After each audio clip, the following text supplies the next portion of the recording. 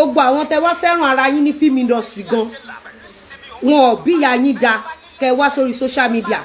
kẹ́ wá congratulate ara yín ẹ rí pé tí n bá ń ṣe birthday anybody tó wá celebrate mi Ìyábọ̀ Òjó gbé sójú ó máa ti lọ wọ́n máa fi link yẹn sí WhatsApp group wọ́n máa fi link yẹn ẹ jẹ́ kí n fún yín instances kí lorúkọ ọmọ yìí Sidi ẹ mọ̀ Sidi náà ṣé mọ̀ pé mo celebrate Sidi Sidi máa celebrate mi mo celebrate Sidi lẹ́yìn tá celebrate Sidi ẹ rí pé for the first time Sidi lọ sí ọ̀dọ̀ mọ́nímọ̀sí ni Sidi ṣáà lọ síbi kan ṣá tó jẹ́ wípé gbogbo àwọn fan base mi àtàwọn èèyàn pàtàkì wọ́n gbọ́dọ̀ fi ojú burúkú wo Sidi mi mọ̀ bóyá o notice ẹni tó bá notice kí ni ẹ sọ pé ẹ notice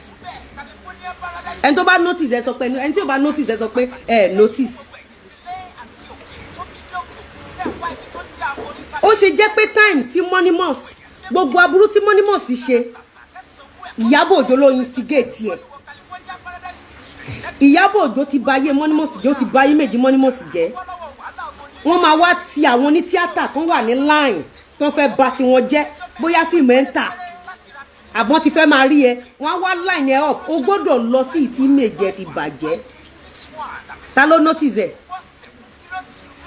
tẹ bá dẹ̀ pay attention sí kinní tí mo sọ yìí ẹ rí pé kò sí mọ́ ṣe lè máa kún ẹ létó tí ok ẹ jẹ́ kí n lo Mọ́nímọ̀sí ẹ rí pé Bọ́lá ọmọ Èkìtì ó face the same thing tí mo face Bọ́lá ọmọ Èkìtì ó face the same thing tí mo face Bọ́lá ọmọ Èkìtì wá lọ arrest ẹni tó ń bully ẹ rí pé Bọ́lá ọmọ Èkìtì ò lọ sọ́dọ̀ Mọ́nímọ̀sí kí ni Mọ́nímọ̀sí tó ṣorí burúkú táìmù tí wọ́n ń kó bo Mọ́nímọ̀sí ni Bọ́lá ọmọ Èkìtì gbẹ́nu lọ síbẹ̀ Sherry, if you don't learn from this thing a lot of them thought they are peppering me they are not peppering me sori tásìkò yẹn bá ti tó fúnra ẹ ló máa fẹsẹ̀ ara ẹ rìn wọ̀ inú páńpẹ́ tán dẹ́lẹ̀ fún ẹ òun náà mò ń sọ ìwọ páàkì ọjà yẹn forúkọ sí everything sí so if you notice this thing sọ fún mi pé o notice ẹ tó bá wo ẹ jẹ́ kí n name drop kí n sọ bí Ìyábọ̀ Òjó ṣe máa operate fún yín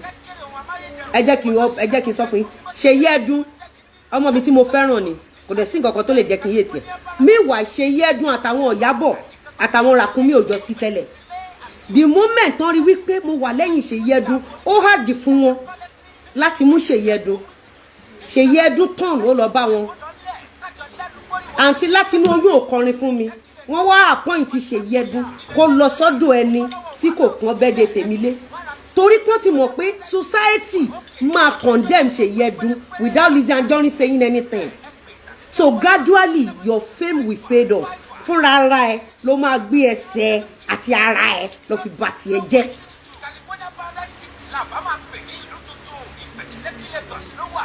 Ìyábọ̀ Òjó was never their friend she will make friends with them because ó need láti tì wọ́n kọ́ lọ bà yí ara wọn jẹ́ àwọn tèmi kọ́ nìyẹn àwọn tèmi ò tó àwọn tèmi ṣe sá fún wọn nìyẹn. ẹ rí pé gbogbo wọn yẹn kò sí báyé ṣe lè pọ̀ lẹ́yìn wọn tó the moment ayé bá ti wò pé ṣé wọn ló yẹ kó o ṣe báyìí fẹ́ léyìí ayé máa padà lẹ́yìn wọn ayé máa padà lẹ́yìn wọn so pẹ́pẹ́ mi pẹ́pẹ́ mi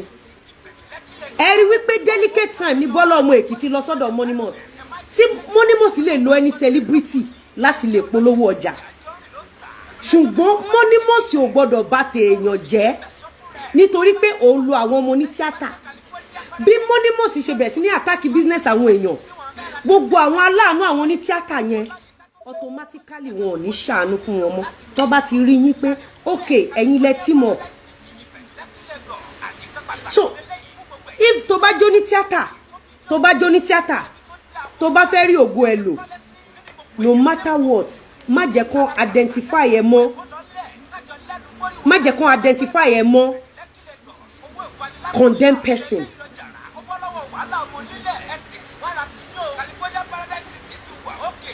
Gist lover ló máa fi gbé yín ní dídìde á ní mo fẹ́ kó lọ síbi báyìí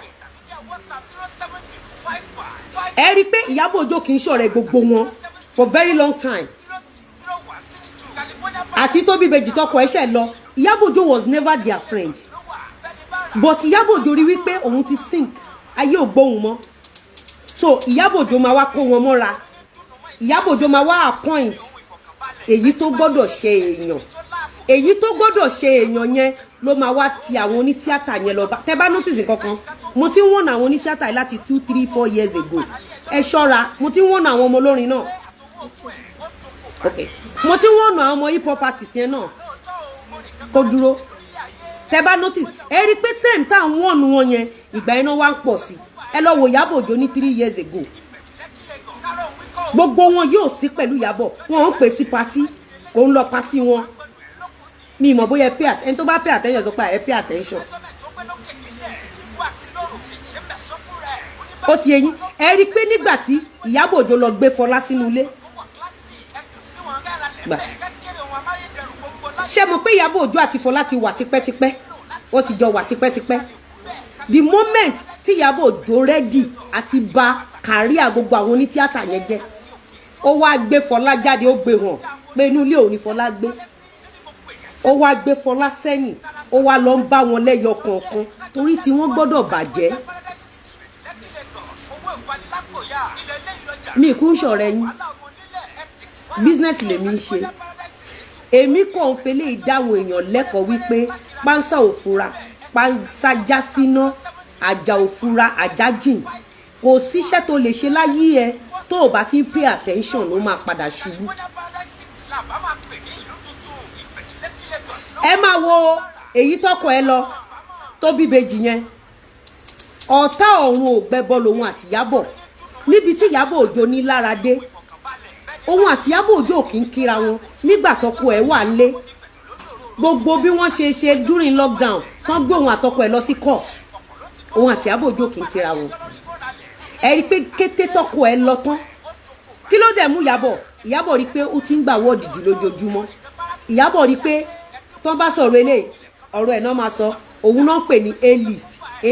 Ìyábọ̀ gbọ́dọ̀ jábọ́ ní A-list yẹn Ìyábọ̀ gbọ́dọ̀ jábọ́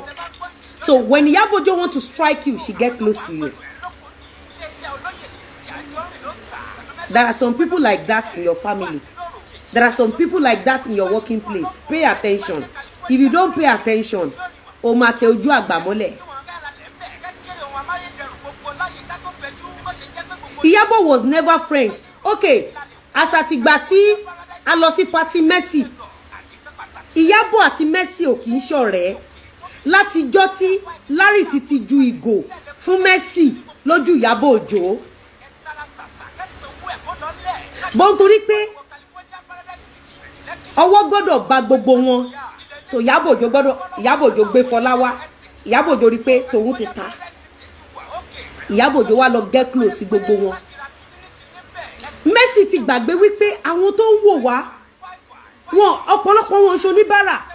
professor wà nínú wọn doctors wà nínú wọn politicians wà nínú wọn àwọn tó ń gbé film industry lárugẹ ó wà nínú àwọn tó ń wò wá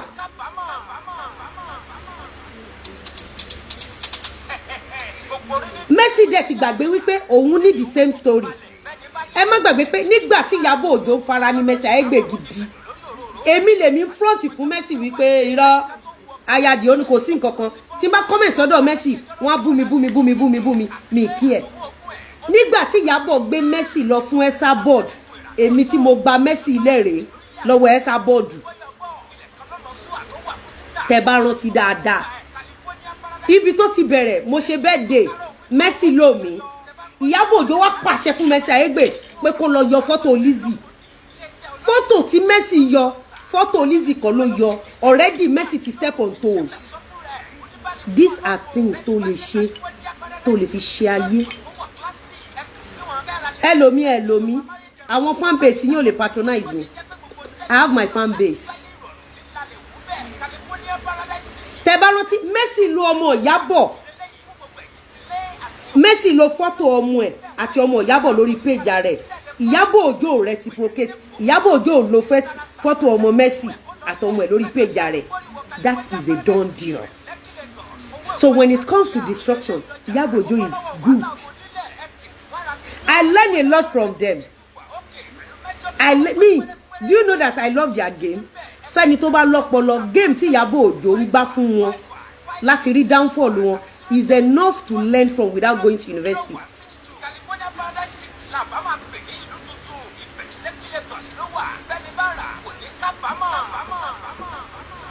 God bless you. She declined herself of Nollywood. She said she was not part of Nollywood. God bless you. Nígbà tó ń bá ọba bọ́lọ́fà nájà. Tẹ́ bá wò, Mercy yọ fọ́tò mi. Ó wá fi fọ́tò ọmọ Ìyábọ̀ àti fọ́tò ọmọ ara ẹ̀. Ó fi replace fọ́tò mi lórí page ara ẹ̀. Meanwhile, nígbà tó ń bully Mercy lórí page mi, èmi dúró tún. The moment society rí Mercy ti condemn ara ẹ̀ without saying a word. There are some battles tí àwọn ọmọ yìí ń ṣe tó jẹ́ pé you don't need to fight them. The only thing tó ní láti ṣe ni pé pray for them. Me, I pray for them. Torí pé ogun tó kọlù wọn kò ní kọlù èmi. Mo dẹ̀ learn from them. Am I communicating? Àwọn kan wà tí Ìyábọ̀ Òjó ti ṣẹ̀ ní society. Àwọn alágbára ayé. Àwọn tó gbé dání nínú ayé. Àṣírí lẹ gbọ́ lẹ́nu. Mo fẹ́ pay attention yín sí nǹkan. Kò sí bí celebrity kan ṣe lè máa rẹ́ni tó. Tó ẹ̀yin èèyàn wa mà ti gbọ́ àwọn ọ̀rọ̀ yìí tí arábìnrin tó wà nínú fídíò yìí tí wọ́n mọ̀ sí Lizzy Anjorin ẹ̀ ti gbọ́ nǹkan tí ó sọ nípa KEMITY àti èyí tó pè ní CD nínú fídíò yìí ẹ̀ sì ti gbọ́ nǹkan tí ó sọ nípa Bọ́lá ọmọ Èkìtì àti Lizzy Anjorin pẹ̀lú ọ̀rẹ́ rẹ̀ tímọ́tímọ́ Ṣèyí Ẹ̀dùn ẹ̀ ti gbọ́ àwọn ọ̀rọ̀ yìí tí ó sọ nípa àwọn èèyàn wọ̀nyí. Ọ̀sẹ̀ tí Ìyábọ̀ Òjó bá close mọ́ ẹ tó identify ẹ pẹ̀lú Ìyábọ̀ Òjó tó bá gbé fíìmù síta kò ní tà mọ́.